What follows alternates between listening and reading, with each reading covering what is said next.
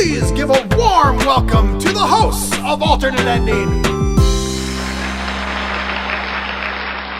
Welcome to Alternate Ending. We're covering good movies, one bad movie at a time. I'm film school dropout Rob Jarasinski. Across from me is our casual moviegoer, Carrie Jarasinski. And joining us via Zoom, our critic in residence, Tim Brayton.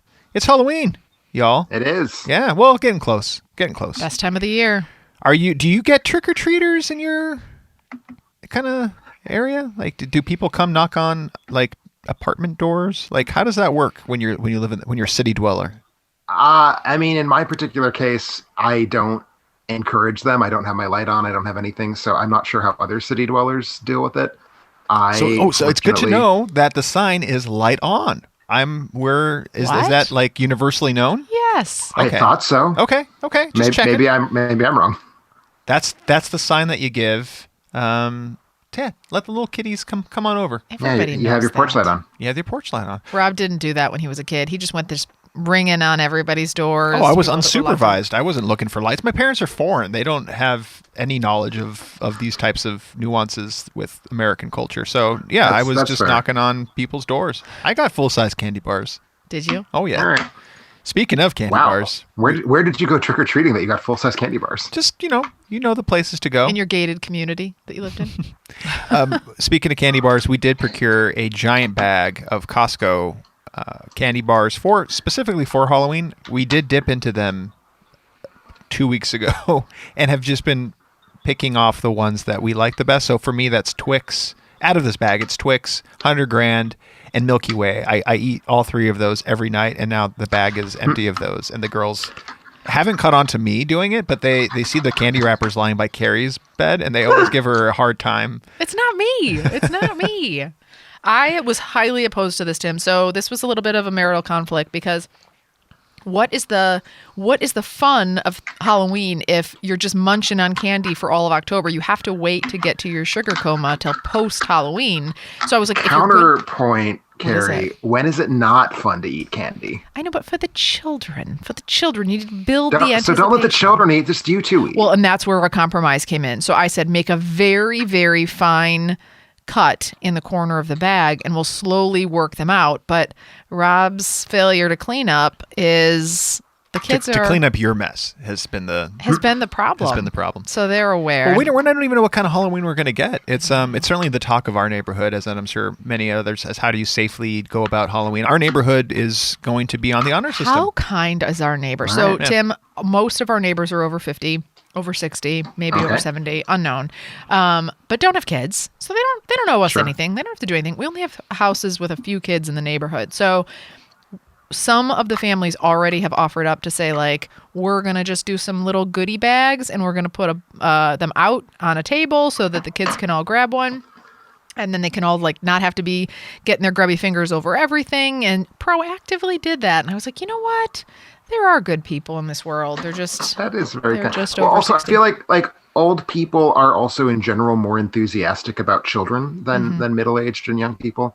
So that's part of it as well. Like they just want to make sure the kids are having a good time, and they care about preserving normalcy that way. Whereas like if it were me, I would tell you that you could, throw your kids in a storm ditch for like. Yeah, no. And I mean, I wouldn't let, our kids go near your neighborhood anyway. I think that's razor blade territory over there. So. I mean, I would personally, only for your kids, not for kids generally. I would make sure that I had a razor blade. We're participating in Halloween. We've got costumes procured. We're doing a Face Your Fear theme, Tim. So we're all dressing up. Given that walking outdoors right now is facing fear, then I feel like that's a good thing. That's true. I'm dressing up as Samara from The Ring because that movie creeps the hell out of me, and she's super creepy. So that's my look. He's got some white jams and a wig, right? Yeah, we'll take some pictures for everyone. Carrie, what are you doing? I've got Tim. As you know, Tim, what would you guess I'm most afraid of? Do you have any thoughts? None. I was going to give a joke answer, and I can't even come up with a good joke answer on the fly. Snakes. I think we've talked about this. There were snakes, Dad. There were snakes. So. No, that's always they're rats, Dad. Giant rats. But there were also snakes. Don't even know your favorite movie. I'm doing a different part of the movie than you're talking about. So I've got this amazing snake. I'm actually afraid to put it on because I don't even like to touch like pictures of snakes.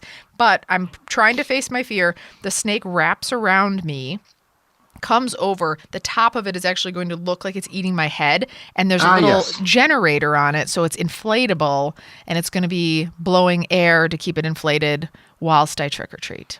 So you are going to be walking around sounding like an outboard motor.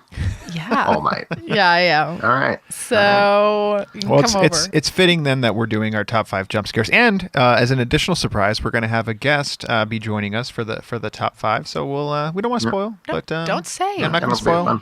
I got to say, though, just as a quick segue, speaking of guests on podcasts, I want to just quickly make an announcement. You two don't know this. I was saving this so I could tell you on the air so you could be shocked and horrified. I guest starred on a podcast this past week. We're glad you came clean, Tim. You think we don't know? You think we don't have we don't know what's going on in your private life? Yeah, we know. I mean, people come to us. They tell us. Okay. So have you listened to the episode? What did you think? Yeah, we did. We enjoyed it's actually one of the contributors, Conrado Falco's, him and Rachel, I believe. Rachel's reviews. So you actually did hear about. How did you find out about this?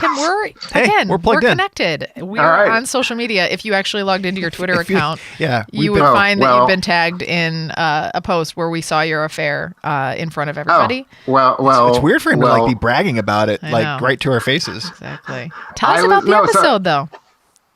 What was that? Can you tell us a little bit about the episode? Sure, totally. So I guest starred on the Criterion Project, which is, as you said, co-hosted by Conrado Falco and Rich Wagner.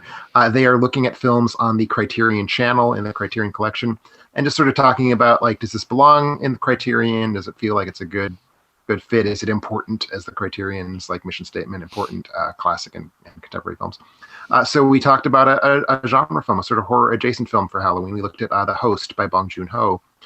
Sort of in celebration, not just of it being October, but also that he won, Oscars back in the before times, many, many hundreds of years ago. Yeah, Criterion Project, a great premise for a podcast. I like it. But I had a really good time. It was weird being on a podcast where about 40 minutes in, we were wrapping up, and they felt okay, we have nothing left to say, and it was but we're just warming up. Where's the next hour of the show going to come from? So, but no, I had a good time. You should all go check it out. Criterion Project. Yeah, it was fun. Okay, and did you? But not as much fun as you. Oh, that's what I was just going to ask. Did you feel guilty after the affair, or was it something that you just sort of accepted? How did that feel? I believe that guilt is a negative emotion, and you shouldn't make yourself feel bad about things. Yeah, okay. No regrets. Yeah. No regrets. All right. No regrets. It's good to know. Good to know. We'll remember that.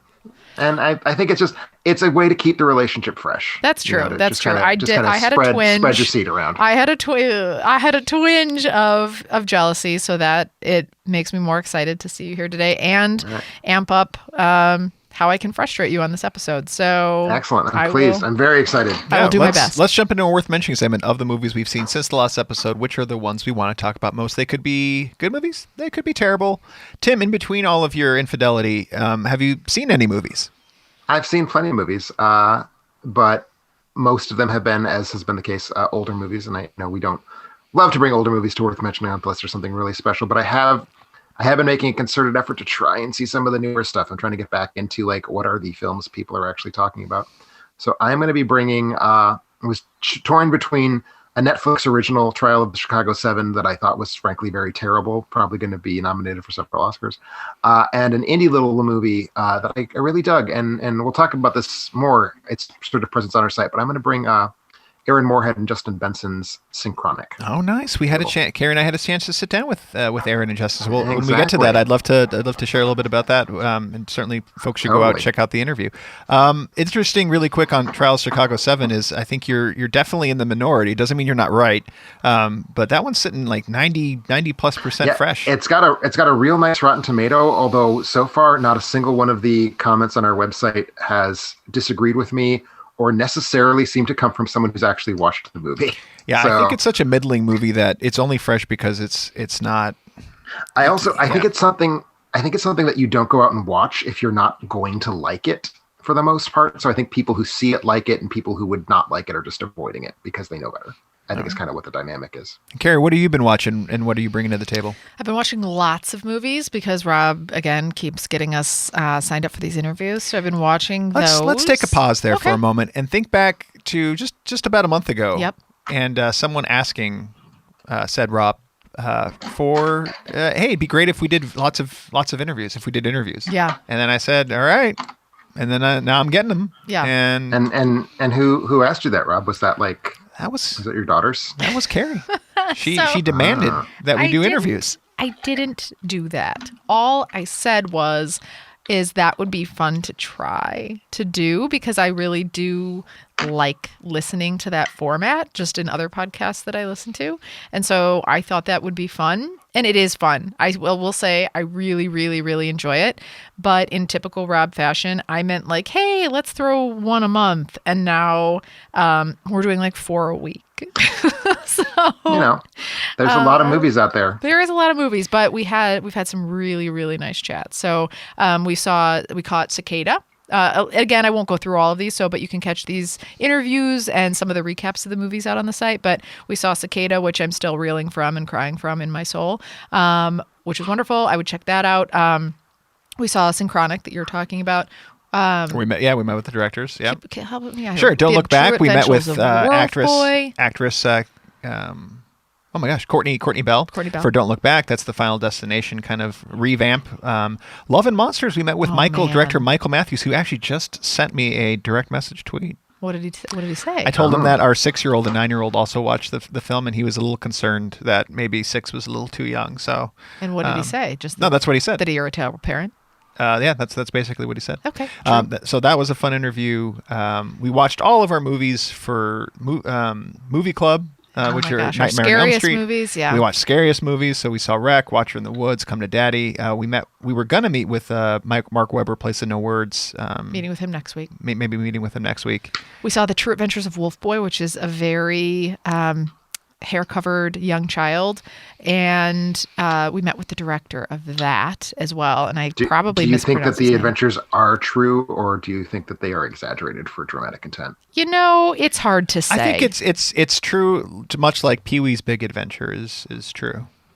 I don't know if that's basically a documentary. Yeah, could be. But that's a very good set. It's a very good complimentary film to The True Adventure. It's very Tim Burton-esque in the way that it's shot. So. Met with the director Martin on that as well. Botched his name on the episode, which is great.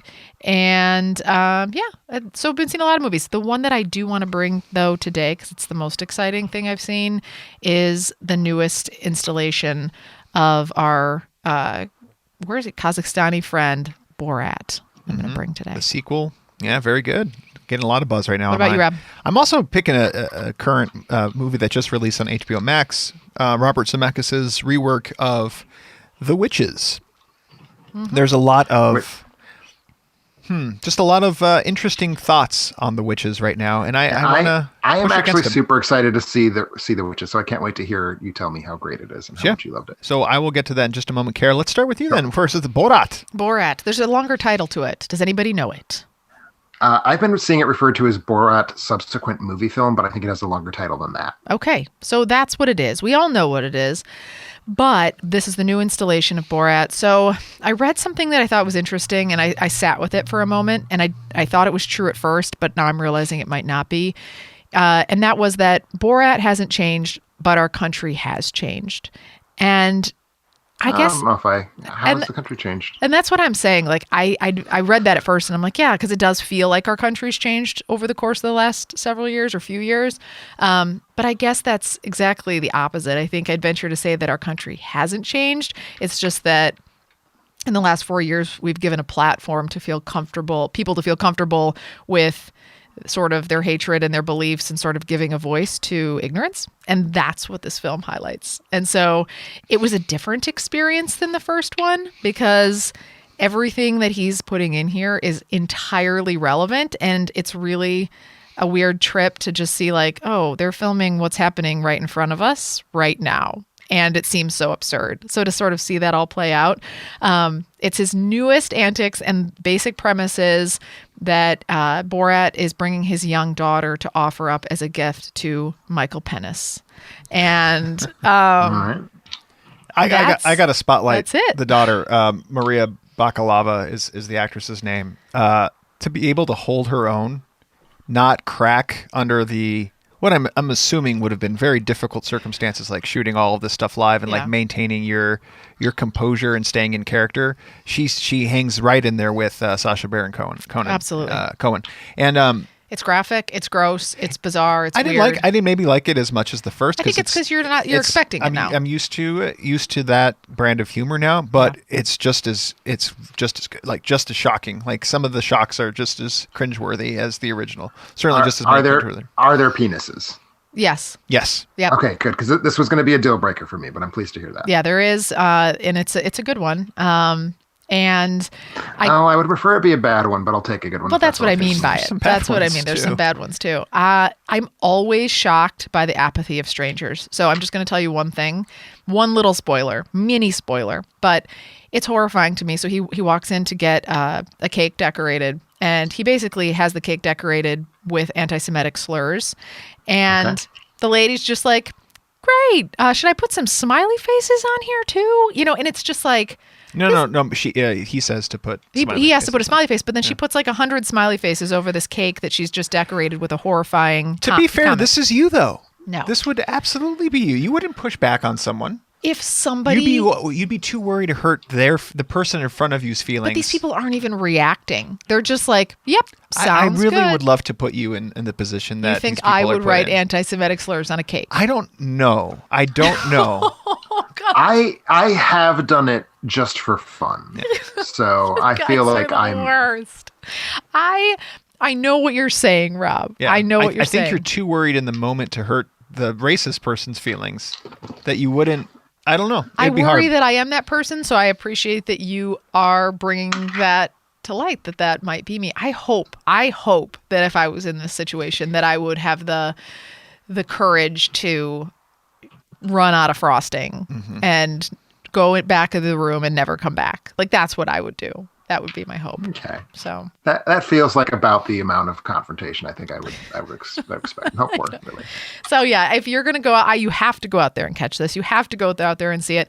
There's something trending. You don't have to go out there. It's in your house. It's in your house. Amazon Prime. There's something that's out there that's trending on here about Rudy Giuliani right now, and it's frightening how much we've normalized what he's done in this movie to the fact that he isn't under probably more police heat from what he does in this movie, and that we're sort of brushing it off, and that it's just a funny thing now on this funny like sideshow, but it's horrifying. And I would recommend going and checking it out, laughing along and grimacing along with it, and voting. I recommend voting. I also recommend that. Sounds like a real feel good movie. Yeah.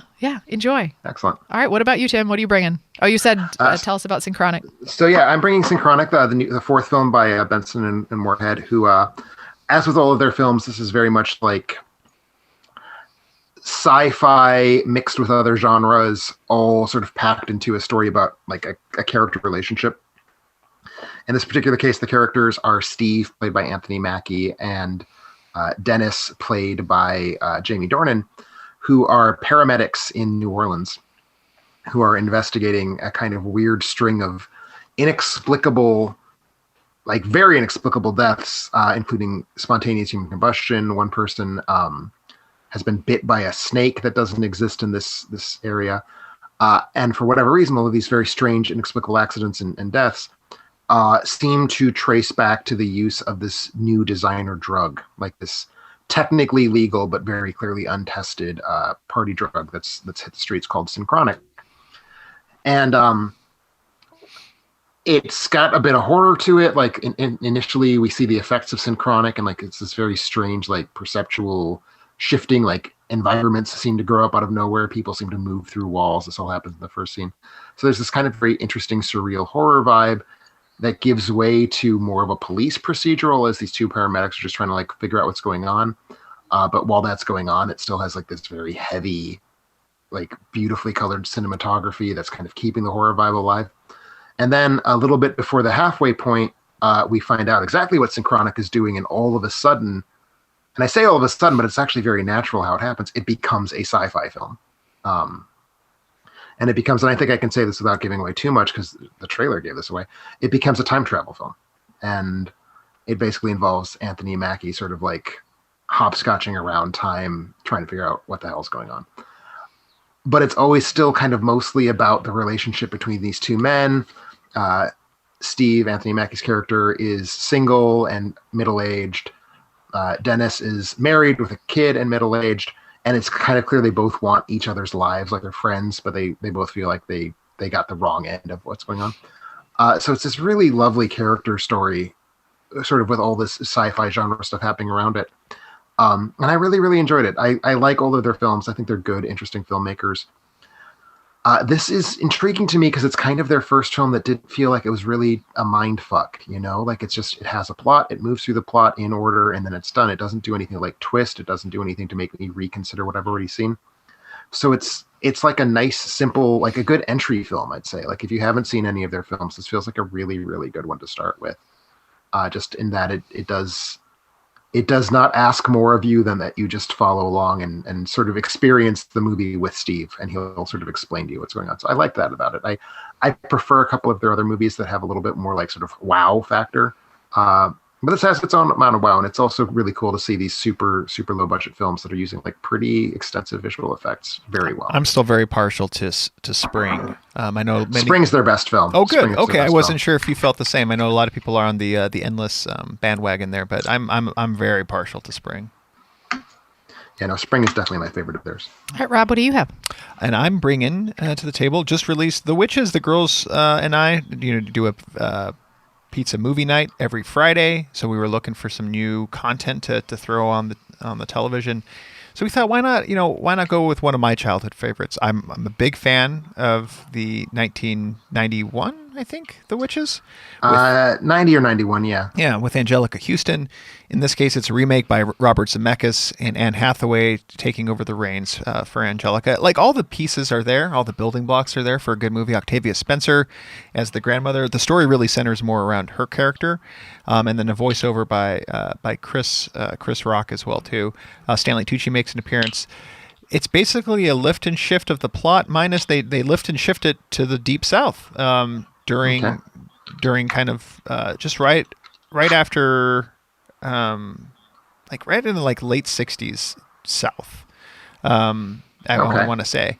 And so that kind of feels a little odd. Like, I think it feels like they're doing it just I like that part of it. I know, but it just doesn't feel like it. I feel like they're just doing it to do it versus that there's some sort of element to it, like that ties in the rest of the movie. There is no yield to having this film now have African-American protagonists during the civil rights movement. That is not something the film plays with. No, it doesn't. It doesn't touch on that. Did you feel like it did? That seems like a big ass choice to have not made. It just feels like they were just mixing it up. That's what I'm saying. I feel like they were like, let's get some representation and let's just move it. Well, then, I don't know. It just doesn't feel very authentic. I kind of assumed there'd be at least some touch on maybe the witches are I don't want to say the witches represent white supremacy. That would have been too much. But I kind of was expecting there to be some sort of there. No, there wasn't. And Carrie and I sometimes miss on those things. If anybody else picks up on some subtext there that really ties that all together, let me know. But it just feels like more or less like lift and shift. And I appreciate that they're trying to provide more opportunities for to me. different I like things. that. But it was just for no. It was it would have been nice to have tied it into the civil rights movement and have a message about that. Both the book and the original movie were both. I think the movie was set when it was filmed, and the book was set when it was released, which I think was the mid '80s. Okay, I forget exactly when the book came out. And it's problematic. It actually starts not too bad. I liked it. I liked it out of the gate. Maybe the first 20 minutes. I think when it started jumping the shark was when Anne Hathaway's character arrived, and I'm a big Anne Hathaway lover. She is doing way too much, overacting. The accent is awful. I think she's been derided before for some of her accent choices, but this is the first time where it's been really bad. I think she's trying to do Russian, but it comes a little Scottish here and there's there. Scottish a little bit woven in there. There's Slavic, Swedish. yeah. Maybe she's just multicultural and has a very diverse background. That wasn't even the worst part of it. The worst part, and the thing I loved about the original, is the practical effects and the use of puppetry and things like that. This is so over CGI'd. The mice look awful. The witches' a face look awful. I believe in the original, for the scene where the witches take off their wigs for the first time, they actually used men as stand-ins to really make them look more grotesque. This just lacked all of the tactileness that the practical effects would have brought to the film. Otherwise, it's fine. Octavia's not doing a whole lot with her role. Like she's doing Octavia, but she's not. It's nothing fantastic. She does Octavia very well. Yeah, I think it's fair to say. Have you seen it, Tim? No, I haven't caught up with it yet because it apparently is terrible. Yeah. And I didn't love it either. I didn't either. It's too bad. It's too bad. And like Zemeckis continues to disappoint me. So he's been on a really bad streak. He's lost a spark at this point. I think there is no returning to good Zemeckis. I think we have lost that. But I bring this up too because I at least for my thread, the threads that I'm in, the Twitter universe that I reside in, and Facebook, it seems like the general audiences are liking it. Critics are not, but general audiences seem to be responding well to it. And I think there's a nostalgia bump. You get a little bit of like, I want more, but I guess I was more mad at it. I agree. Once Anne Hathaway came in, I felt it slipped quite a bit. You can't stand up with Angelica Houston. So Tim, this is when I hope you do get a chance to catch up with and review, only because it's a priority. It would be a fun. I think it'd be a fun review for you. Well, remember I want to see it. Yeah, so. Good. We want to read about your reaction to it. Remember, you can find more details about all the movies we've watched at our website, alternateending.com. That's alternateending.com. Before we head to our break, you might be wondering about ways to support the show.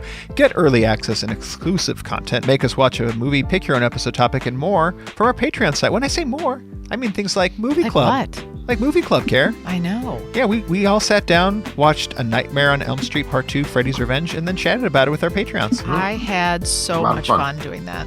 Because I learned things, number one, and number two, it's just nice that it's more interactive. Yeah, it was a nice turnout. Mm-hmm. Good live Q&A for those Patreons who missed it. We did send out a video and audio recording of those. Apologies, the audio is not ideal. I forgot to hit the record button, which I sometimes do. So we made the best of it. But I think it turned out pretty good. Good. And we have another Patreon exclusive that we'll be talking about later on in the show. So be sure to just listen for that. Yeah. But we also did pick the flick. We did pick the flick. It was scariest movies. And we all brought our scariest movies to the table. So those are just some of the things that you could find on our Patreon, much like Carl Beasley did. And Carl is the first person to grab an annual membership. We recently made annual memberships available. I think, Tim, you're in this mindset as well too, where you don't like the as Carl put it, being killed by the 1,000 cuts of a monthly subscription. So for those who feel similarly to Carl, we are now offering annual memberships. So a few people have actually taken advantage of that since Carl's also the first person who have paid in pounds. Very psyched about that. Pounds of what? Pounds of money. So like just like a pound of quarters. The British pound. I think the British pound weighs as much as the American pound, Rob. I think you might be mistaken about that. Okay, well we'll fact check that. Also want to point out our survey. We're looking to get some sponsorship for the show. I just want to hear all of us try to do like legitimate ad reads. I think it would be a lot of fun. And I think it would be hilarious as hell. Yeah, so check in the show notes. We're going to be leaving a link to the survey there. And if you fill out the survey, hit us up at contact@alternateending.com for a chance to win a free Amazon movie rental. In our first month of having the survey out, we did just draw a winner, and I kid you not, it was Carl Beasley. The odds of that are very unlikely. I know, but it's pretty fitting. Rob, yes. do we have one Patreon? Is that what you're telling me? Is Carl our only patron right now? He's our only Patreon, and we're paying him back with a free Amazon movie rental. See, it's already working for you, Carl. It's a good deal. Yeah, it's a good deal. And then also, I want to thank all of our listeners who support the show and make their Amazon purchases through our site. Doing it is easy. Just go to our website, alternateending.com, click on our Amazon banner, and seamlessly go about your purchases. All proceeds go to making our show better.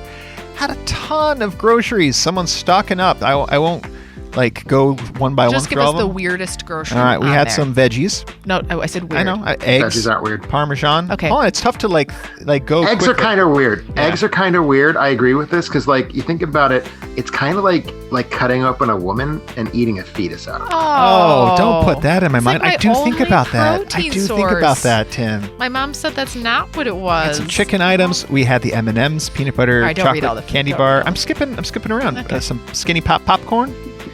Smart food popcorns. Okay, Care. Skinny pop or smart food? Smart food. Agreed. Smart food white cheddar. Agreed. Yeah. Agreed. Hanover. Well, now you just shamed the person who bought Skinny Pop. It's true. You We're did do judging, that. yeah. A lot of LaCroix purchased. A lot of Good. LaCroix. LaCroix. It's LaCroix. Oh, LaCroix? Yes. I think it's LaCroix. You live in Wisconsin. You should know that we call it LaCroix, sir. Yeah, that's true. Audible audiobooks. We had a premium annual subscription to that. I've never tried that. It's probably me. Because I You're- keep you're forgetting doing- to shut it off. I don't Okay, well you've re-upped for another year. Thank you, great. Care. We also got a hand lotion set. know. Oh, Beauty. Oh, that grooming. was me. Oh, very nice. for your hands. No. The Wet n Wild flat top brush. We also had a Blu-ray purchased. His name was Jason. Oh, 30 years of the Friday the 13th, the 2-disc splatter edition. Yes. How Oh is my that goodness. different? How is that different than the normal edition? I don't know. More blood. There's twice as much of it. Some books and textbook purchased. We had Robert Frank, Pull My Daisy, The Logic of Political Survival, and then some business and industrial supplies, pipettes. Some doing some piping. chemistry or Yeah. experiments. Cell phone. We had a Garmin Edge 530 for Wow. cycling. Wow, thank you so much. Health and Yeah. household. I knew who that was. We have Dignity Ultra Premium Padded Commodes, shower chair. Wait, shower commode. That's a shower toilet. Yeah, that's what it says. Padded commode. It's That's what it so you can poop in the shower. is. Is it? Very nice. It comes I mean, with a what else, commode what else could pail. it possibly? Yeah, it comes with a commode pail. Very been- nice was your response. Makes me feel very good, Rob. Yeah. I would like to say, I don't know at what point this will come up, but I do need to talk to you guys about some shower habits that I have, and I'm curious if you have them too. So I wonder when if they're- this was paired with it. This is the probiotic supports colon, digestion, and immune system supplement. Probably paired with if, the. if you're expecting the probiotics to work and you're in the shower, you're not going to get out of the what if shower. this person who got this really is pooping in the shower, and now how bad do they feel? Well, they wouldn't have purchased the They set. probably feel better than if they hadn't pooped in the shower. That's true. And to Would be my transfer thought. yourself between the shower and the regular floor, we have the Simplicity Transfer Bench shower curtain purchased as well. Kindle ebooks. I'm not even going to try. We had about 5 or 6 French books purchased right. on Kindle. Thank you for all of those. Were they like French? Hold on. books? Yeah. Like Histoire the de books from l'Étoile France. grecque. No, I'm going into Russian. Des Origins. I can't translate this. Some power hand tools purchased along with Tim's lotion here. The Twinkly multicolor LED string app controlled color changing Woo! Christmas light with green cable. Really nailing these, Rob. I know. Thank you. I Military feel like style. calling that a power tool is a category error, but I know it's Amazon's category error, not It yours. is. It is. Sport and fitness had military style classic aviator sunglasses. Ooh. Very I nice. love- Fancy. A person in aviators. I don't know if you know that. Oh. Yeah. Oh, I should get some aviator You glasses used then. to have them. I did. I haven't been You attracted never to you mentioned since. that. It was like 10 years ago. I know. Oh, maybe for a birthday or possibly early holiday gift. Top right toddler tool set for 2-year-olds. Oh. Very sweet. I love those. I little love the tools. alliteration. I love just the phrase you just said. So many T's. It made me feel very good. Oh. And then actually, I had my Blu-rays out of order. Here's where all of our Blu-rays and videos on demands are. We have Blu-ray and DVD, Heavenly Creatures, great film. Great film. Blu-ray, Warning from Space, not seen that one. Oh, it's Japanese, I believe. Okay. Japanese monster movie. And then a ton of video on demand. We had Return of the Living Dead Part 2. That's a good one. Very nice for Halloween. The Exorcist, the extended director's cut. Very nice. Probably to get ready for our movie club, people clicked through and watched, 2 people did, A Nightmare on Elm Street 2, Freddy's Revenge. Thank you for that. Yeah, Cool. thanks for participating. Maybe after your review, Tim, people clicked through and saw The Assistant Okay. on demand. Last Days of Disco. Should be. Classic Time Cop. I love that Time Cop. And I'm not sure which year, but I also have The Blob. All right. Thank you so much for all your Yes, purchases. thank you. When we get back, our top 5 jump scares.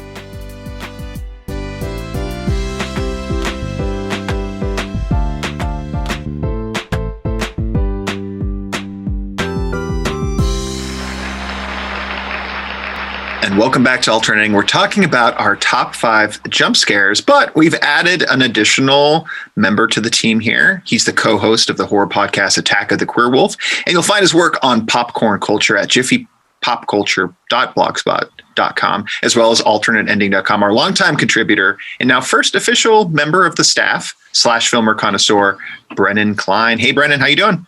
Hi, I'm so excited to be here. Thank you so much for, inviting me into your lives and into your marriage. I really appreciate everything. No, we're excited to have you. I feel like there's no better addition to bring you to than for top 5 jump scares with your background in horror. If you don't mind, I'd love to know a little bit more about how you became.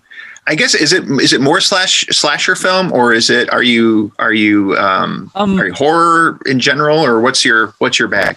Like, think of it as that I'm, majoring in horror with a focus on slashers. Like, I like it. The general is still there for me. Just how did I get into it in general? Yeah, I'd love to know a little bit more about your background. Like, did you start consuming it at a young age, like myself, or did you come across what was like the first horror movie that got you interested? Well, this is going to be embarrassing to talk about slightly. But basically, when I was younger, I was convinced that I was completely terrified of horror films, and I just didn't think I could watch them. So I would always just read the Wikipedia synopses of horror films as they were coming out, because I was interested in them. But I didn't really fully get into the non-classic. Like, I'd seen The Sixth Sense and The Exorcist and some like basic things. But it was in my senior year of high school, Scream 4 was coming out, and I was like, oh, that looks interesting, but I've never seen any of the other Screams, so I got them all through Netflix in the mail, because this was 2011 and that still happened. And then I was like, well, they're referencing a million other movies, so I should watch those, and then it kind of spiraled from there, and I've never stopped, and it's been a full decade since then. Well, very good. Well, you've also dated us by indicating I was going to say, I hate so hard that you're young, and I'm tempted to throw you off the show right now. Look, happy to be here. Thanks for having me. I'll go if you need me to.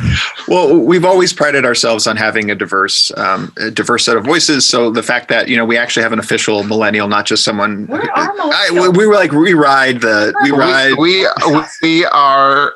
You and I, Rob, are like on the cusp of millennial. Carrie is definitely. Yeah, Carrie still is. And that's why I win today. But Brendan, you're a talented writer as well too. We love have loved all of your contributions, and I understand too. I know you're the co-host of the horror podcast Attack of the Queer Wolf. You and Tim have something cooking as well too in that department. Is that right? Yes, Tim and I are going to be launching a Patreon podcast on the Alternate Ending Patreon this month. It's called Bride of Alternate Ending. It's going to be a monthly horror review show, and this is literally maybe my dream come true. I'm very excited to be working on this with you all. Honestly, it's mine too. I've never really had enough content that was out there that was valuable enough for me to want to really become a Patreon. But now that I know this is there, this is really going to push me to sign up. So I'm excited. Carrie's our celebrity spokeswoman. That's right. This is a paid ad. Paid by Brennan and Tim. I'm super excited. So can you talk a little bit about what the concept of it is, what you guys will be covering? I think I did. I mean, basically... That's it? Carrie does this on interviews too. Is like the director or the actress will say something very specific, and then Carrie will come back with like a question that makes it.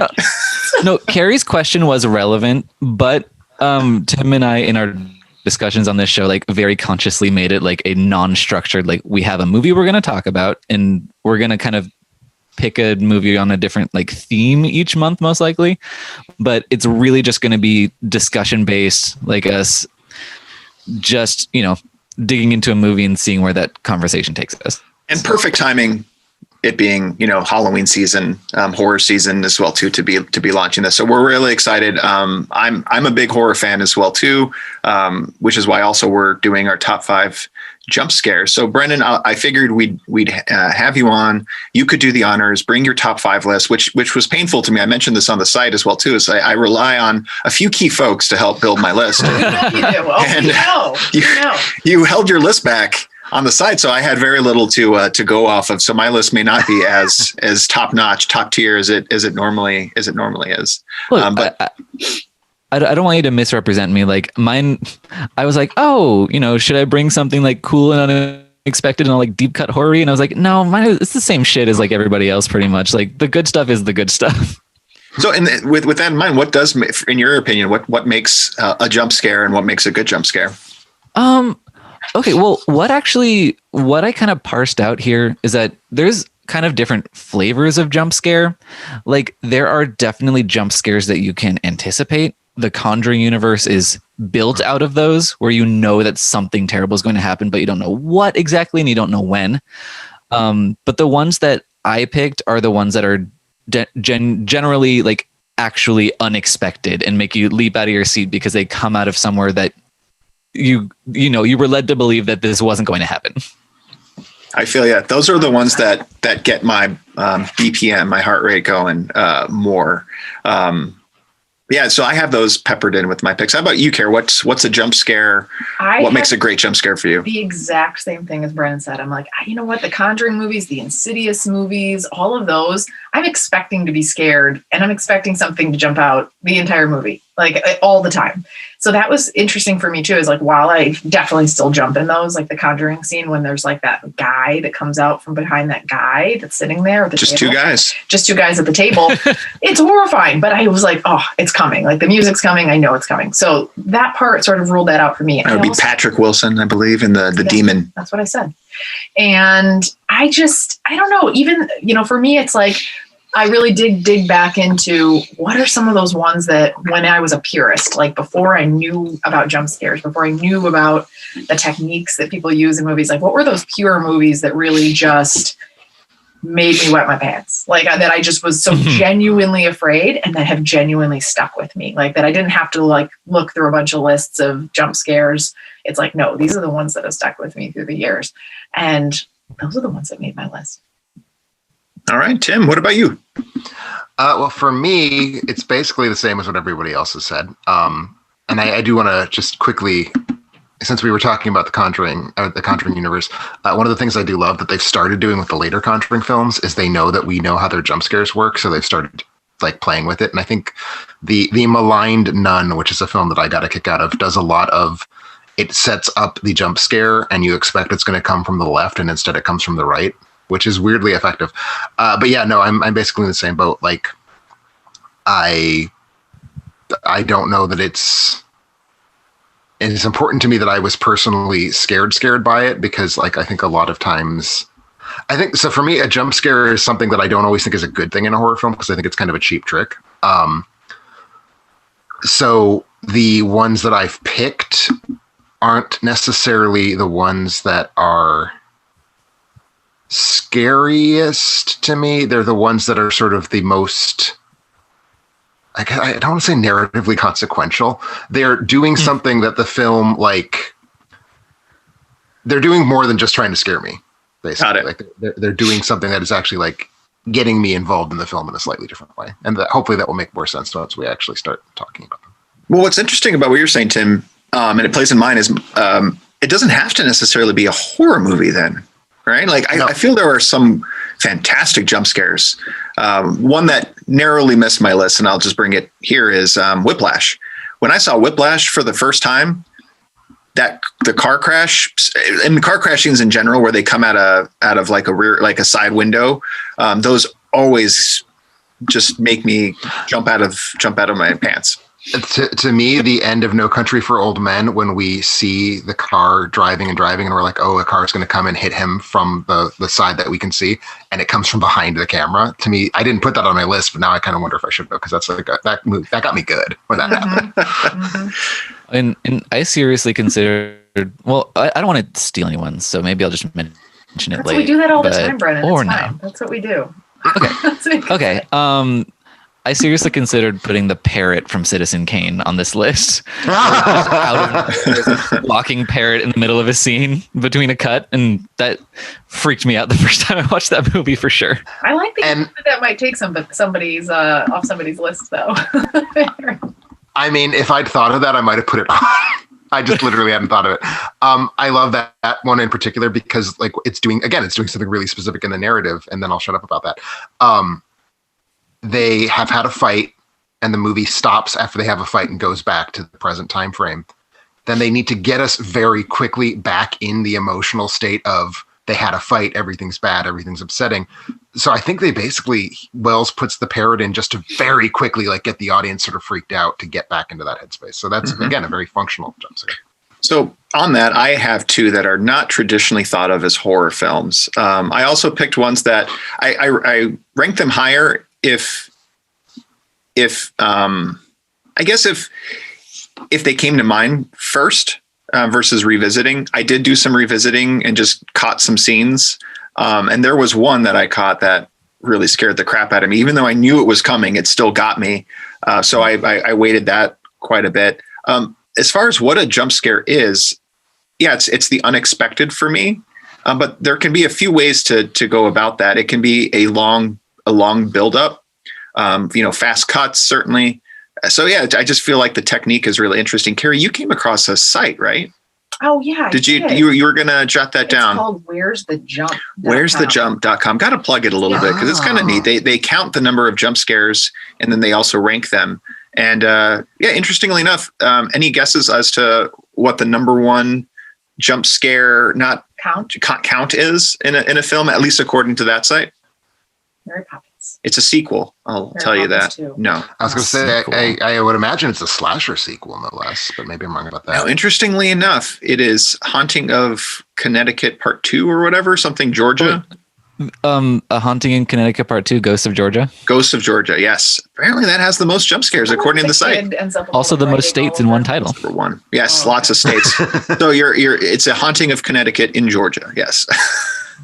So yeah, that one, I haven't seen that one, but it also gets a high quality ranking. So maybe something for all of us to revisit at some point, but let's see. I remember thinking that the first Haunting in Connecticut was better than it should have been. So agreed. Maybe I buy that.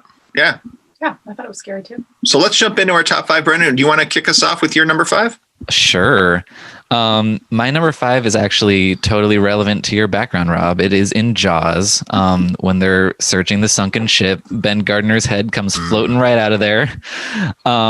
Jaws is a movie that is scary in ways other than jump scares most of the time. So I never, ever remember that the scene is going to come, and it freaks me out every single time I watch it. Wait, so I have Jaws. I have Jaws as well, too. Is it the same? It's a different one or different scenes. What's yours? I was going to use misdirection by having it be my background, and people would think that he would never put his number 1 or a 1 on his list as his background, but I in fact did. We recently saw this at a drive-in, and I just forgot how great it is. It's iconic. It was the first time for me, and I'm like, this isn't going to hold up. Like, this is going to be lame. Tim's talking about it, and for me, it's bigger boat. What about you, Care? And it's number 1 on my list, just because it stood the test of time. It's done so artfully. I don't know what. I feel like it has some narrative tint to your criteria as well, too. It does. Yeah. No, it absolutely does.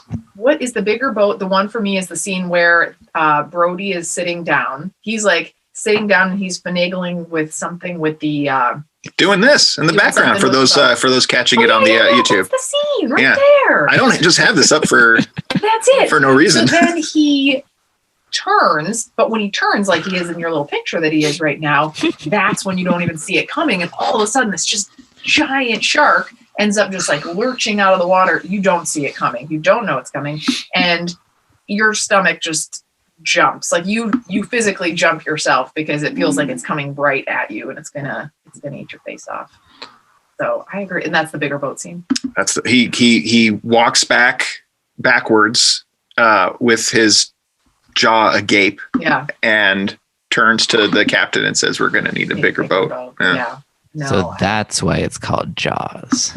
But Brendan, I know this was your pick. I know it's my number 1. Carrie, where did this fall on your list? This was number 4 for me. Okay. All right. It gets jumpier from here, but I do love, for the record, that because you have just seen the movie, Carrie, and you had not seen it before, and you perhaps did not appreciate how people have seen it, you have just described in some detail almost certainly the most famous single moment from a very famous movie. So. Okay. You know what? I'm glad that hopefully I can remind people. I feel bad. I feel like I'm the odd man out who didn't have Jaws on my list.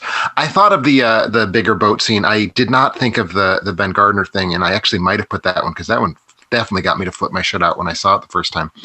And to me, the bigger boat one is just kind of it's a slow burn jump scare, if that makes any sense. So like it never made me jump out of my pants, but I like it. So good, it's more about like Spielbergian majesty of like this beast. Yeah. Yeah, because the shark sort of like emerges. It doesn't like pop out of the water. Fair enough. Right? Yeah. Fair enough. But no, it's still, I mean, clearly a great moment. Clearly one that completely pivots the movie. It's so close to him.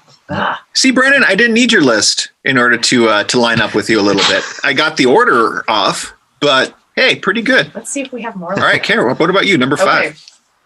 I don't want to see your faces, so just sort of like cover yourselves up. But again, have to be genuine to myself, have to be genuine to my roots of, as a child, what was the most horrifying. And the reason this had to make my list is this is a massive jump scare. It's like a double jump scare within one scene that actually happens. And I've only allowed myself to actually watch this scene once, despite having seen the movie more than 50 times. So still right now as an adult, because I've seen the jump scare and I know it's so scary, I cover my eyes. So this is what happens. Basically, there's a very, very impregnated snake. Oh, gosh, I didn't know. And what you don't expect to happen is that this snake is going to get eaten. And what you don't know is thousands of tiny little snakes just start like jumping out at you like crazy. It's horrifying. I remember feeling like my stomach was like in my throat. I'm like, oh my gosh, I was horrified.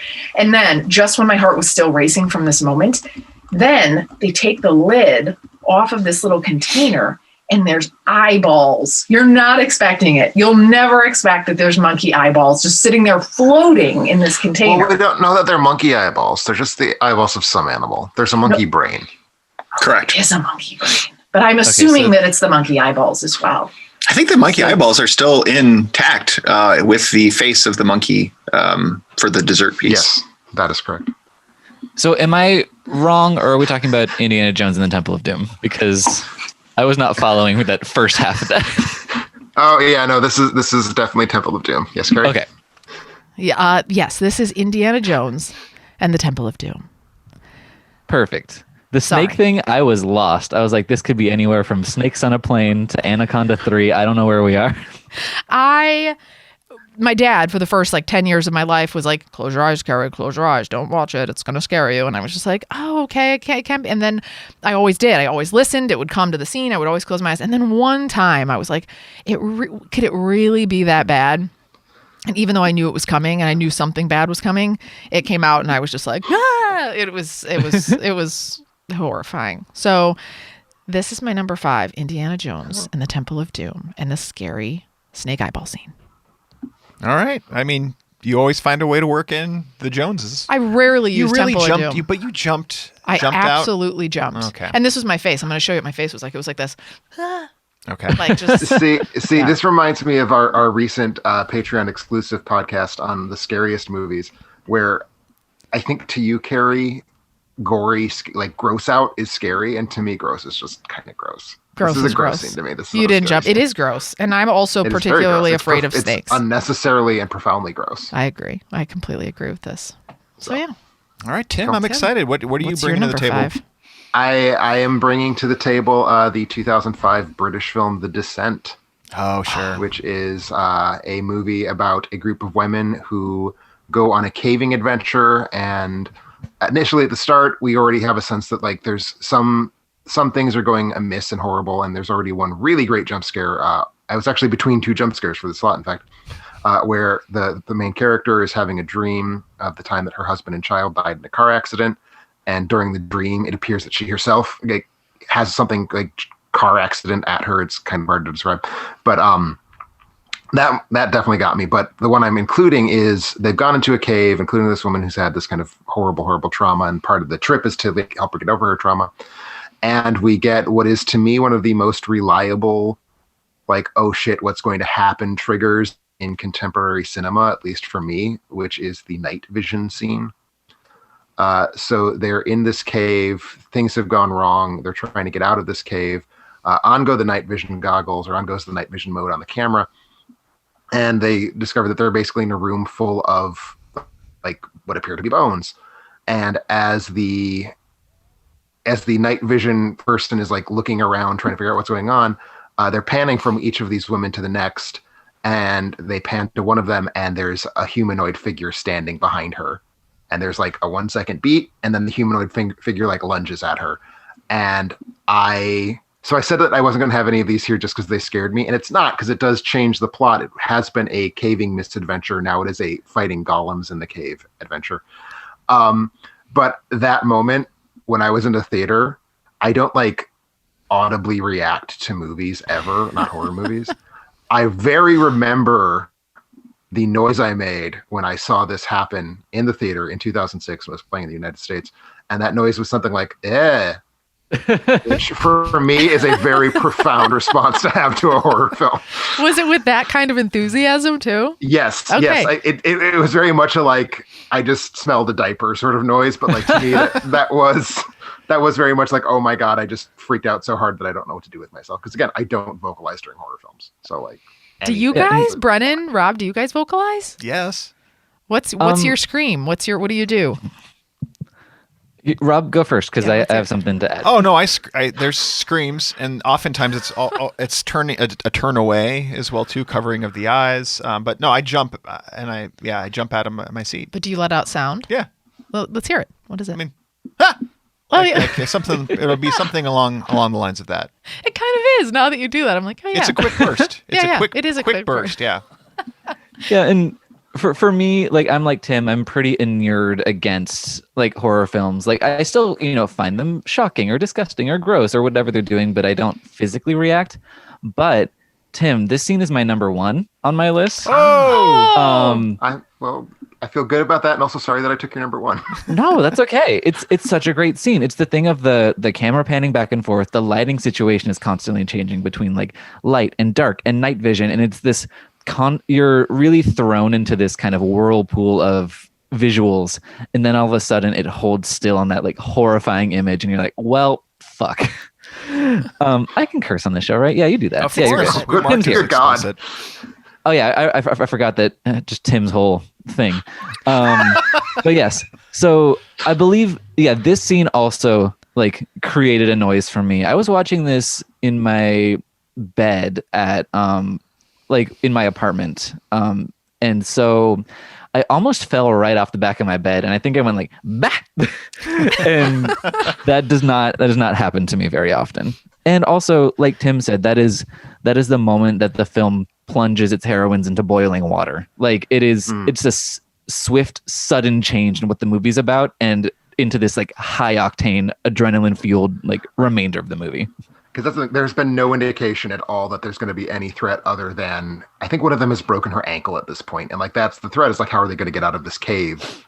And now it's all of how are they going to fight the chuds while they're getting out of the cave. Chuds, good reference. I love that. What's a 80s chud movie? Is it like it's an alien? a cannibalistic humanoid underground dweller. Nice. I wouldn't have been able to pull that out, so thank you, Brennan. Thank you for your expertise. Yes. No, good welcome. pick, Tim. And I know that you're Thank just you. Tim in general, and Brennan, good pick as well too. I know, Tim, you're a fan of that particular trope, the night vision trope. That horror movie. It gets me. It's one of those things that like, and I think a lot of it's anticipatory because you never use the night vision thing in a horror movie if you're not going to do something with it. So it's always like, oh God, what are they going to do? Mm-hmm. I think there's just something inherent that's scary about what you can't see that's out there. Like that's built into all of us. You're in the basement of your house, or you're like, even anytime I'm alone in the dark, I'm like, what can't I see? What's behind that tree? Whatever it is. Exactly. So the night vision is like, so we can see as the viewer, but they can't. Yeah. And there's just something about that so creepy. I think that's part of it. And then honestly, the other, I don't know if this is a theory that holds any water at all, and any like perceptual neurologists in the audience could help us out. I think the color green is the scary color. Like, I think it is a gross, corrupted color that like sort of speaks to disease. And I think that just triggers something in me, at least. I don't know. Maybe.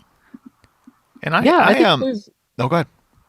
No, I just agree. That's really it. Rob, you go. Oh no, I was just gonna say that I haven't I know what's happened with Neil Marshall, man.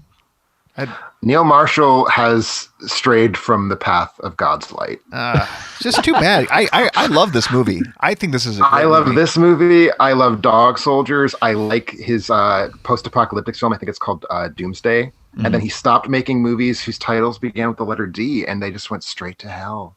You know, gotta get him back. Yeah, his most recent film was the remake of Hellboy. Yeah, remember that, Care? Remake of Hellboy. Yeah, it was pretty awful. That was one of the worst movies I've ever seen. And then we did it's really bad. It's very bad, and it goes particularly bad when that elderly lady scene comes in. The Baba Ganoush? No, I don't know what Baba she Yaga. was. I think Baba that's Yaga, an eggplant dish. But we did like a video review of that, and people were mad that we didn't like it. And I'm just thinking, like, the person that's mad at you for not people on the internet. And I just fuck the people on the internet. That movie is dog shit. I just think there are just really terrible people in the world that were revealed by our review of that movie.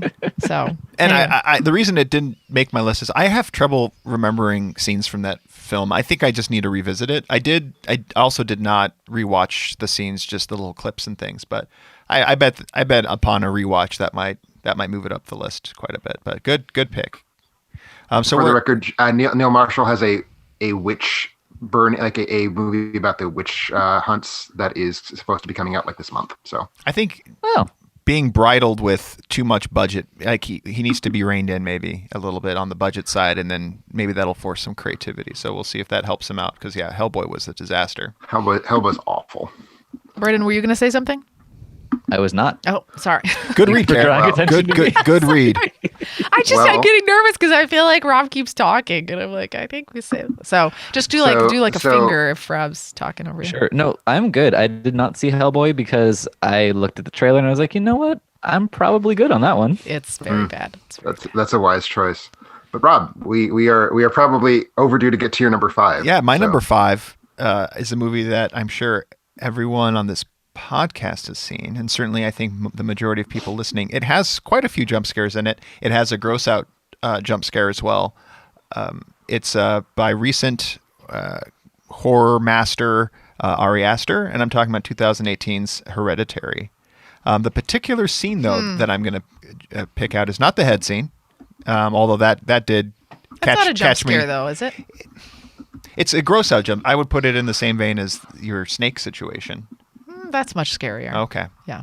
And then Ari also lingers on that shot for way too long. Way too long. Yeah. Usually you just get a glimpse, but you're gonna go with geriatric nudity. No, not the geriatric nudity. No, it's the fact that our screening of it, and maybe it was just our screen, because I know that there were some complaints about that film that some of the prints weren't dark enough, or it was hard to see things. I'm just watching the scene with the boy. Is it Nat Wolff? I get him, and is it Nat Wolff? Yeah. Thank you.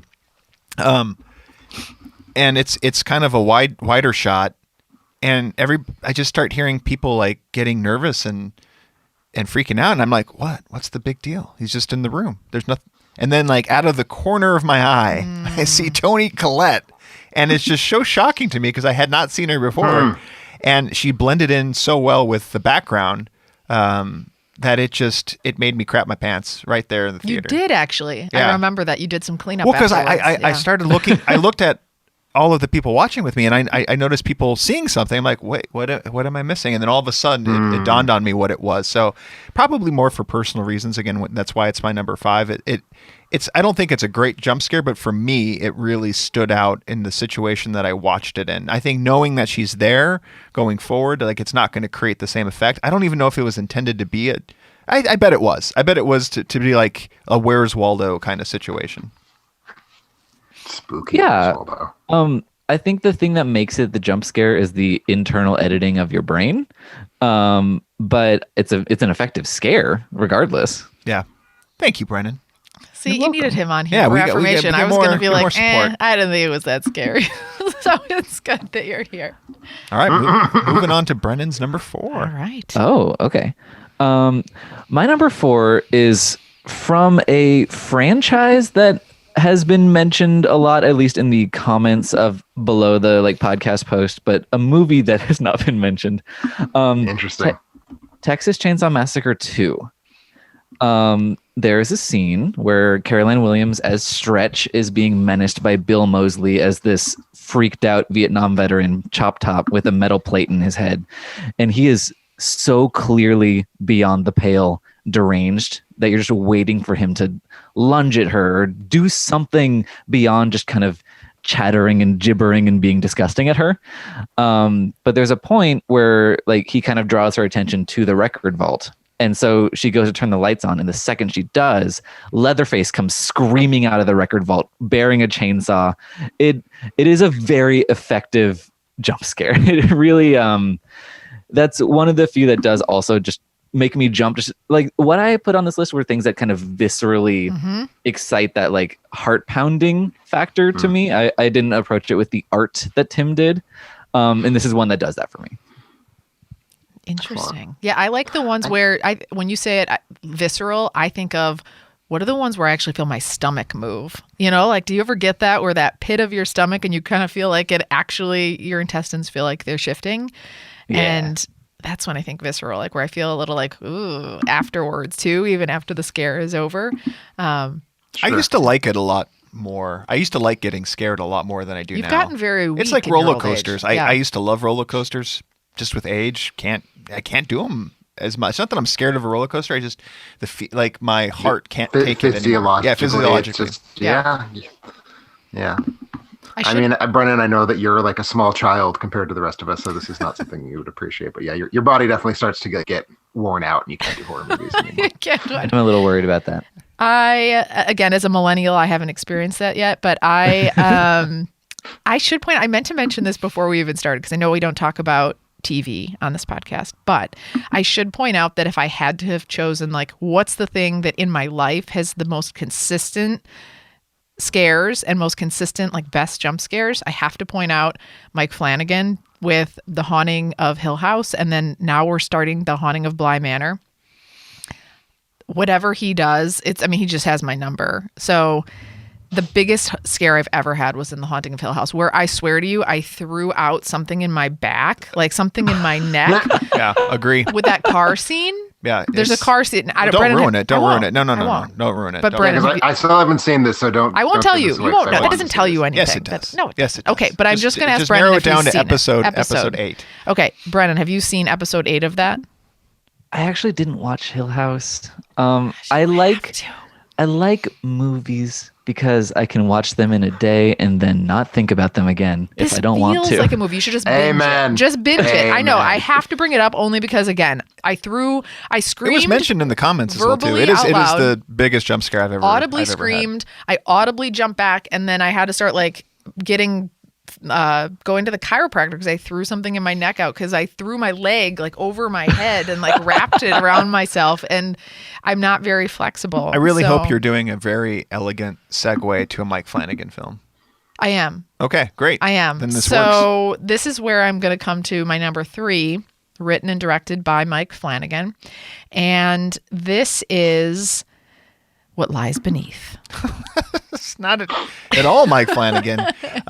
You've just stolen my number 2 as well. I have? Yeah. Okay. I actually called you over because I was revisiting scenes. I know. I wasn't sure if you put it on your list, but I already had it on mine. When I came across this one, I don't know why I jumped out of I had to look away. Yes. Again, even though I knew it was coming. Yes, I had to rewatch it again. There's actually 2 scenes in this, so it's hard for me to choose, but there's the bathtub scene, which everybody knows, where Harrison Ford, poor Harrison Ford. Well, not really, but anyway, Harrison Ford is leaning over Michelle Pfeiffer in the bathtub, leaning over her. She's dead in the bathtub. And so he's holding her in there. She's floating in the water. There's already that sort of movement. And then her face changed. You don't see it. It looks away. It comes back. And then her face is dead Michelle He goes to take off he sees something around her neck and he pulls her up towards the camera. Then her face goes off screen and he sees something the necklace reminds him of something. As he's laying her back down into the tub, there's this just cut. really nice cut. I mean, the effect isn't great, but it's a very effective jump scare. Oh, absolutely. And then there's another one where they're in the water. I have this huge fear of drowning in like the weeds that are underneath you in the water, like getting tangled and then not being able to get out. And then what's below you? Like I always just assume there's a dead body underneath me if I'm ever in a lake. Oh, sure. Absolutely. Yeah, as you do. And that movie solidified it for me. I'm like, ugh, I don't like swimming in open water after that movie because that jump scare with Michelle Pfeiffer in the water is intense.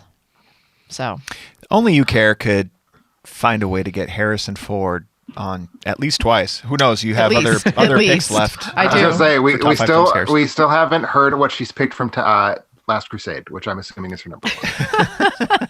Well, because I think every Raiders film has some pretty solid jump scares, especially every Indiana Jones films. See? And I'm so happy you gave us your number 3, Carrie, but I hope you're okay if we backtrack so we can do my number 4. Oh, we just this pole whole vaulted right over thing, that one. this whole dynamic has me off. I'm sorry. Oh, I get it. Sorry. I thought get maybe. it. Wait. So Sorry. wait. Did you? I skipped. You I went to skipped my your number number 3. Well, 4 was your Jaws. number 4 For was- me. Sure. Yeah, that's fine. Sorry, Tim. So Tim, I think that's what's kicked things off kilter is everyone had Jaws, but everyone had Jaws in a different place. That's and I right. think that's kind of made it tough to keep track. Fortunately, I have a sheet in front of me, and so I know exactly where we are, which is Lost. Thanks for being such a good note. But your number 4 is most important. Go to your number 4, Tim. My number 4 is, as I think about it, kind of identical to my number 5 in terms of what it's doing in the film. Like we have had a certain kind of plot, and then we have a very different plot. And the second plot is how are they going to not get killed by the monster? And in this particular case, it is the reveal of one of, I think, the all-time great horror movie monsters, if not, in fact, the single best horror movie monster. I'm referring to 1979's Alien, directed by Ridley Scott. What has happened to this point in the film is that a very slow, like kind of thoughtful first hour has introduced us to the crew of the spaceship, has introduced us to sort of the world they inhabit, to their jobs. There's like basically just long haul truckers in space. And of course, they go to a planet, one of the crew gets infected, et cetera, et cetera, et cetera. We all know what happens in Alien. But up to a certain point, it's pretty deep into the movie. It's like 75 or 80 minutes into a 2-hour movie. We have not had any real exposure to anything other than, well, there's this creepy little crab looking thing and it's gross and it bursts out of, John Hurt's body and that's gross. We don't know what we're up against until a character is like sort of wandering through like one of the back hallways of the spaceship and basically just enters what appears to be an empty space. And all of a sudden the alien just like is there and screams and cut. And when you haven't seen it, and especially I think if we mentally cast ourselves back to 1979, no one's seen the alien. It's not like one of the iconic designs. That first moment when it's just like, oh shit, there's this like 8-foot tall, like armored lizard vagina thing that's just going to like attack. That's fucking scary as hell. And again, sort of kicks off this second phase of the movie where it suddenly becomes like a slasher film in space versus this crazy ass monster. And I do remember when I first saw it, I had the film overhyped to me. I think I saw it when I was like 11 or 12. My mother was like, oh, it's going to be so scary. I don't know if you're going to be able to handle it. Not necessarily the scariest movie, but that moment, absolutely, if you're not ready for it, is a real fuck you up moment, I think. I love it, Tim. Great pick. That's what I got. Yeah. That's all I got. Did you do your audible? I don't recall because this was like 27 years ago because that's how old I am, that I was 11, 27 years ago. Yeah. Because I'm ancient. I bet you did. And though. when Tim was 11, when that scene happened, he was probably like, white. I was watching it on a daguerreotype because that's all we had when I was 11. We didn't have home media yet. I think there's a few scenes in there too that probably more on the gross out factor. Obviously, the alien going through the guy's body, jumping out. So there are a couple good things from. Definitely a shocking scene, and one that I think it's shocking, but it's too long to be a jump scare. Right. But it's a good scene. All right, to my number 4, and actually, Tim, it's quite fitting. Mine is a slow build up too, and it's I think I said at the top that I have 2 movies that aren't, full horror. I actually have 3, and this is one of them. This one takes its time. For the reveal, and the reveal itself, it's really not that big of a deal, but because it's built it up so much, when it is revealed, it shakes you to the core. Give us more. I'm talking about 2002's M. Night Shyamalan film, Signs. When that alien is revealed on the news footage, and it's so grainy, but for some reason, Shyamalan has quite the talent to build up that anticipation and the suspense. So when it's revealed, even though it's not even that great, like of a looking alien, and it's grainy, it still surprises you, and it got me to jump quite a bit when I viewed it in theaters. I don't know what we're looking for. Is if it made you jump, it's a jump scare. Yeah. Did this get anybody else to move a little? Nothing. No one. I think by this point I had already given up on that movie, which is not a movie that I like. And I've not actually seen Signs, so this is madness. That era of Shyamalan I have missed. I haven't seen The Village either, and so far you need to go right out and correct that. I know. How can you not have seen The Village? It has such a great reputation, and everyone agrees that it's wonderful. How have you not seen it? I know. I'm just, it's one of my big blind spots. Wow. I do have them both on a double feature disc, so stay tuned. Right. I guess it was in the $1.99 bucket. Prepare to wet your pants. It's $1.99 you overpaid. I liked both of those. I just think the one that you had, Rob, is the second best jump scare in that movie. I think the best one is the TV scene where he's standing there. Oh, sure. And then all of a sudden he turns and it's in the reflection of the TV. I'm gonna agree with Carrie on this one. I think that is actually a better jump scare. I didn't see that coming. Again, Rob, if yours made you jump, then that is the most important criterion of all. Yeah. If you literally physically jumped, then my God, it's probably the best jump scare. I just think it's super. It speaks to his talent though of being able to get pretty much innocuous things to get you nervous or scared and to build up that suspense. So, that's my number 4. Sounds good. Where are we at then, Tim? Going to someone's number 3. So we're at Brennan's number 3. All right.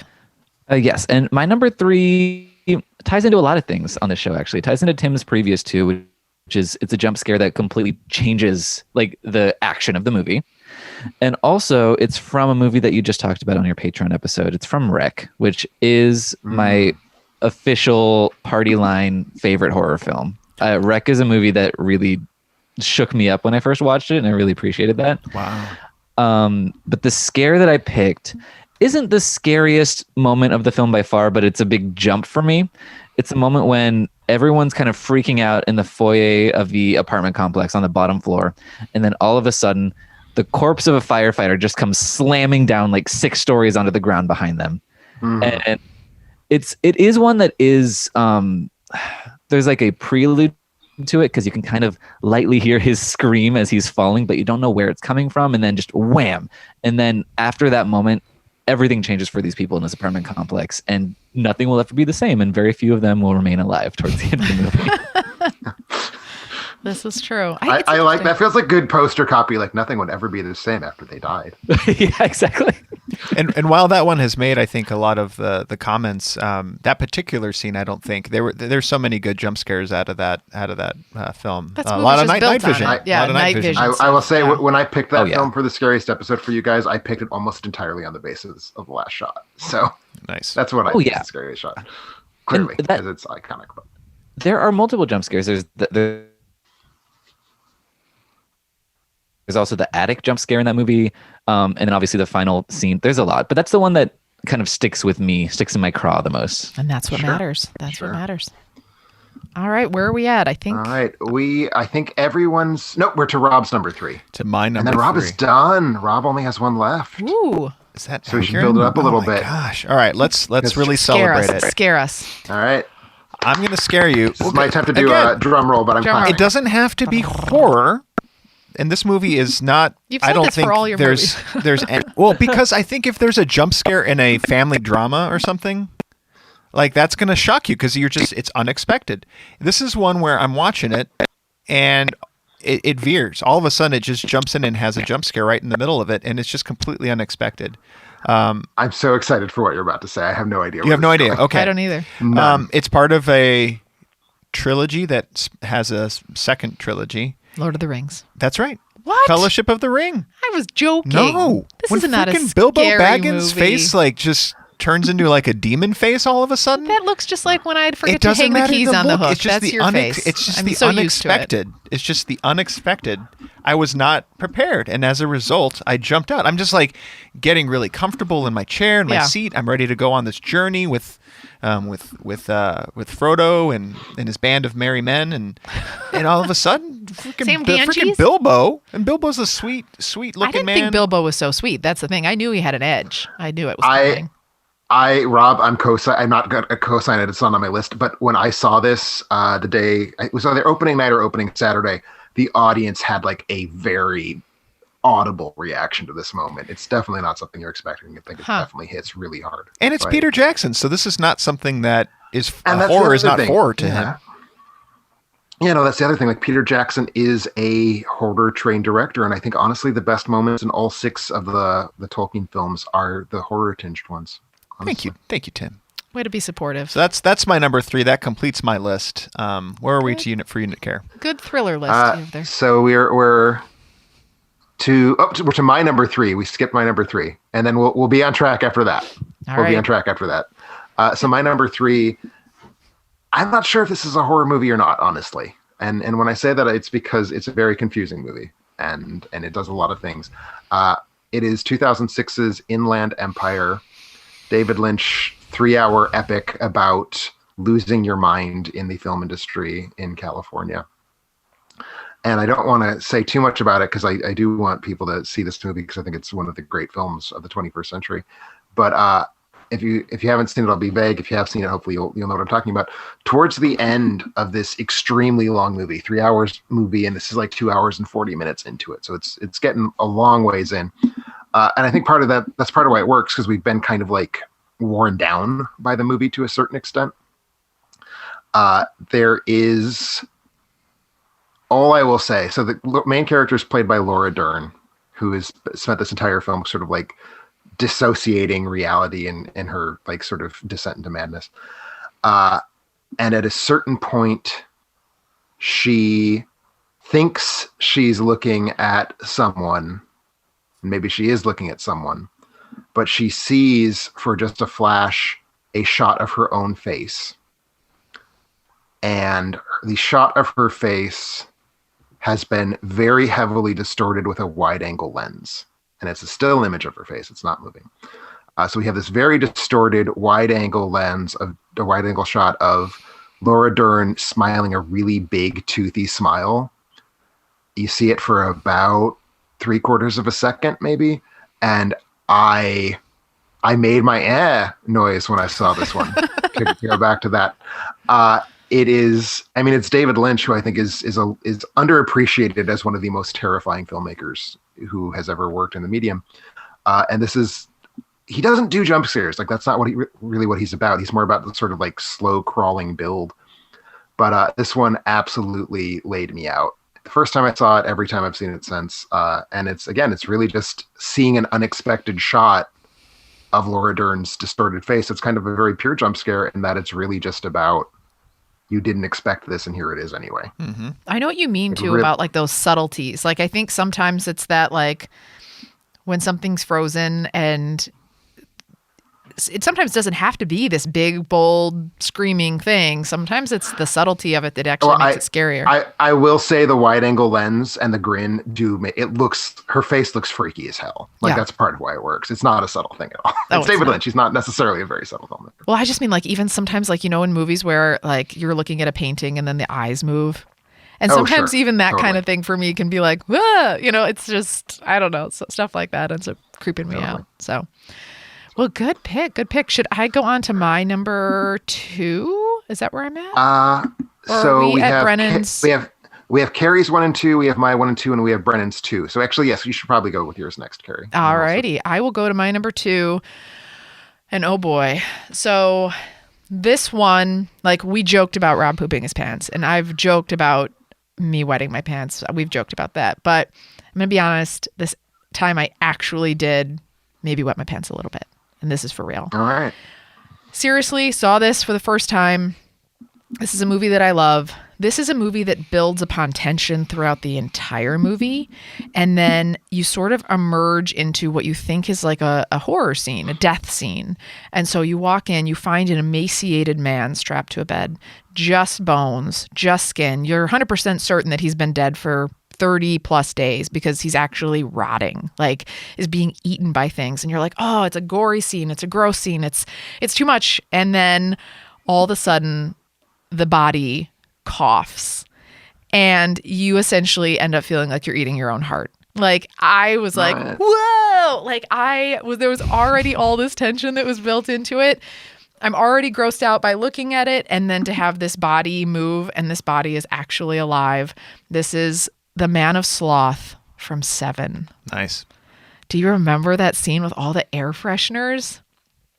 I don't think I can't think of a time where I just in one single moment was more like ripped apart by a scene. It's a good pick. It made my top 7. Is it? This is the one that Tim, this is where I thought maybe we would overlap. Is this not on your list? No, this didn't even occur to me. I didn't recall this film having jump scares, honestly. There's a few points in this. I feel like there's a few scenes in there where I think like, ugh, but this one in particular, there is no way that you think this person is actually alive. All right, now that I've horrified you all with my crazy jump scare, Brennan, I think you're at number 2. Okay, my number 2 is one that I'm surprised hasn't come up yet, but it might be because of my, kind of cool millennial approach, It is from 2011's Insidious. I believe it's 2011. Year doesn't matter, whatever, who cares? But it's one that Carrie actually mentioned in the preamble to this show. No. It's the scene where the medium has shown up and is basically kind of doing a regular, we're discussing what's happening with the son. We're doing the whole, the house isn't haunted, your son is, the demon wants your son, yada, yada, yada. But then she starts to sense the presence in the house in the middle of this daylit dining room interior. And all of a sudden, when the camera cuts back to Patrick Wilson, the demon's right behind him. And that's the first time you see the kind of Darth Maul demon face that Insidious is trafficking in.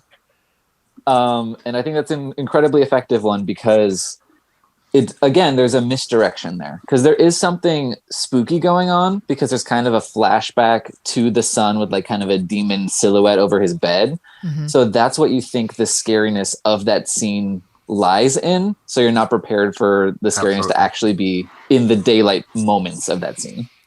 And I think this is a great moment, Brennan. Good pick. This is of the Insidious / Conjuring movies, which I think sort of occupy a similar place. I think this is the scariest jump scare in any film in either of those franchises. Mm-hmm. I agree. And would you like to know what I did when I saw this in a theater? Yes, of course. I went, ugh. High praise. And not only is it a good pick, oh my god! Not only is it a good pick of yours, Brennan. I believe there's been some tests done on heart rate monitoring during jump scare type films, and Insidious is ranked number 1, where the average participant had a heart rate of 23.1 beats per minute. They just did that big scientifically, what's the scariest movie? Their methodology was absolute bullshit, so we shouldn't even talk about it. No, it's not good. Are you talking about that BuzzFeed article? No, there wasn't. Yeah. Oh, I'm reading an Adam Tickets Insider. I don't know if it's from the BuzzFeed, but that one had a group I think of they're 10 pointing people. to the same test. No, this is not this one. The one I'm thinking of had at least 50 people, which is still not enough. The one I'm thinking of, Sinister was number 1, but Insidious was number 2. Oh, okay. Yes, Sinister also very good. Well, that's the one that I read, and they picked the wildest ass movies from 2016 and no earlier. It was a strange. I know, right? Scientific approach. I'm saying the methodology is absolutely busted on that, and everything about it was wrong. But it certainly, Insidious is a good get your heartbeat going sort of movie. I think that's what they were going for. Did they include the snake scene in that test? No, as Brendan says, they really didn't include anything made before 2010 or anything scary. Really yeah, that makes sense. Where are we at? So am I at my number 1? No, I'm at my number 2. This is terrible. I'm so sorry. You shouldn't be doing your number 2 on the air. I mean, I just I already made the threat. So this Carrie is my one that I thought for sure we were going to overlap, but you seem so sure we're not that I'm just how How have you, Carrie, forgotten Jurassic Park? I'm trying to think. Are you talking again? Laura Dern, my girl, has gone into the shed. Yep. To try and get the power turned back on. Oh, and the peak out. And she's so happy. She gets the power turned on. She's on the radio with Richard Attenborough. And she says, I think we're back in business. And a raptor jumps out. Oh. And oh my God, I shat myself. You aren't alone. You aren't alone there. This is a mess. I even had Jurassic Park in my brain to be like, what were the jump scares there? I thought for sure this was going to be on your list. This is a miss. I'm sad. I am sad too. This is the jump scare that makes me love jump scares. Honestly, like I saw the film obviously when it came out, so I was like 12.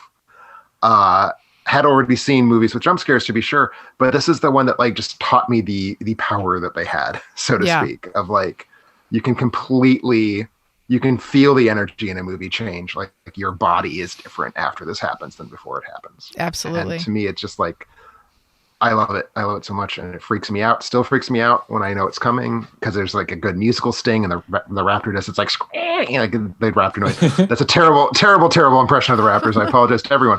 But I just think this is Spielberg's good at jump scares. Yeah. Like we've talked about multiple Spielberg films already. Every Indiana Jones film has several. I think this is Spielberg's best jump scare. Good one. You bring up a good point. Like I feel we've neglected other aspects that make a good jump scare is music and Foley work. In addition to the editing, certainly the editing. I think a jump scare that does not have a musical sting doesn't land. I think they absolutely have to have a musical sting to land. Mm-hmm. I can even hear it from Jurassic Park. I can even hear what they were using in that moment where it's like, well, it didn't sound anything like the cat sound that you just made. But it was one of the worst noises I've ever made on the show. Yeah, no, I'm definitely embarrassed for you. But what horror movie were you watching when you made that noise? That noise, I was like, sort of like a screeching noise. So probably like Friday the 13th part 9 or something like that. Part 9. Nice. Just a screech of pain. Very specific. Very specific. All right. Are we to my number 1? Brennan's number 1. Carrie just wants to get to her number 1. I think Brennan and I are going to line up. We're going to line up. Number 1 is done. It was The Descent. Oh. Yeah, it's just you and me, Carrie.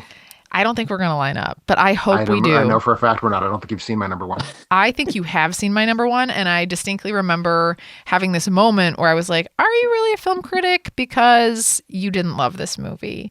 And for me, this movie was my first, I think, introduction into like the haunted house, creepy slasher genre. And I saw it in theaters. I saw it with my girlfriends. I am certain we were annoying. I am 100% certain all of us were screaming. I'm 100% certain we were all sitting in the same chair, and there were probably 4 of us that were there. It's like the drop your popcorn kind of scares. It's jumpy. They know exactly what they're doing. But this is where we meet Sidney Prescott. And her experience with strange phone calls. It's the whole there's something inside the house, like scary horror story. And I was never more afraid in my entire life. But this is just laden with jump scares. Like all of the idea of using, did I say idea? The idea of using your Wisconsin's coming out. No, it's Wisconsin showing. There was obviously a masked, caped person in the cave robe. Is he wearing a robe? I don't know what he's wearing. So it's like a robe. He's a caped crusader. It's just constantly jumping out of nowhere, like jumping out of where you least expect. It's the swooshes of him or her as they breeze past a window that you're not expecting, but it's paired with that music where it's like, it's kind of like ba-doom. And then they swish by, and I just was over and over and over again jump scared my way through this entire movie. No one in particular, just jump scared over and over in Scream from 1996. All right, very good. And yeah, I will agree, Carrie. You and I. You don't think I'm a good film critic. I actually just on Saturday on Letterboxd reaffirmed that I don't like Scream. I don't know if I'd still like it as much, but I'm sure I would. I don't know. How many stars did you give it? I didn't review Scream. I was reviewing Friday the 13th Part 6 and mentioned Scream as an example of another film that I didn't like. Oh. The same thing. But Carrie, I'm in your corner. Scream obviously is like the cornerstone of why I like horror. So obviously Tim and I have... today. Yeah, Tim and I have different approaches to the movie, and that's fine. Tim finds it snide, and I understand it. So, different things. Younger perspectives, yeah. And this is what will make, The Bride of Alternate Ending when it launches. So hopefully. So it'll just be us like shrieking at each other over whether or not Scream is a good movie for 45 minutes a week. And look, I don't feel hurt or personally affronted that you don't like a movie that I like. Like, that's not a way to exist in the world. But I think Carrie feels personally affronted that I don't like. I do, and I'm existing in that way. So, but Carrie, I'm with you. Yeah, Scream is very effective. There, in my long list of if there was a top 10, there would definitely be a scene from Scream on my list. Okay. See, thanks, Brennan. I'm gonna have you come around more often. I appreciate that. I feel affirmed. So that's my number one. So it throws to your number one, Tim. Yeah, let's bring it in. And I have only one word, and that word is Carrie. Of course. Give me more. Yep. Give me more. I need more details. Carrie White. No, so End of Carrie, 1976, Brian De Palma film adapted from Stephen King's novel Carrie. If you haven't seen it, then that's kind of on you at this point because it's over 40 years old. But it is the end of the movie, which I will tread lightly just in case you haven't seen it and somehow don't know how it ends. I haven't seen it, Tim. Suffice it to say, Carrie ends with the first. Maybe not the first. I think it's the first.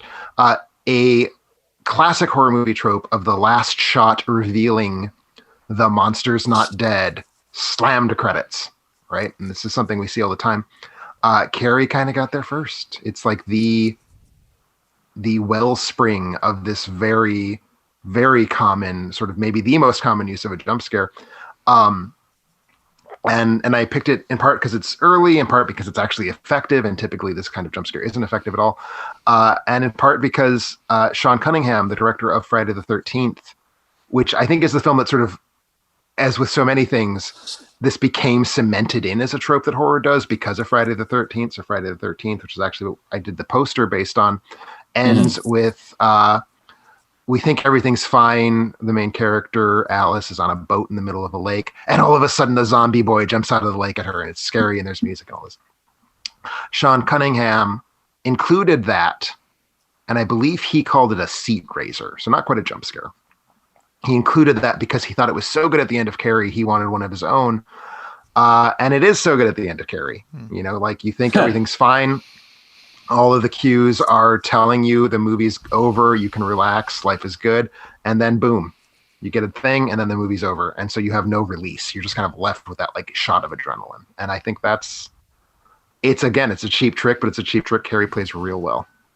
That's a great way to wrap it up. We had a great list amongst all of us. We had some classics, we had some more modern jump scare films, and then we had some Indiana Jones movies wrapped in there. But every week we ask you to submit your picks for our top 5 list based on those submissions. Here are our audience top 5. So let's see how they line up. At number 5, not mentioned on this episode, is It Follows. It Follows.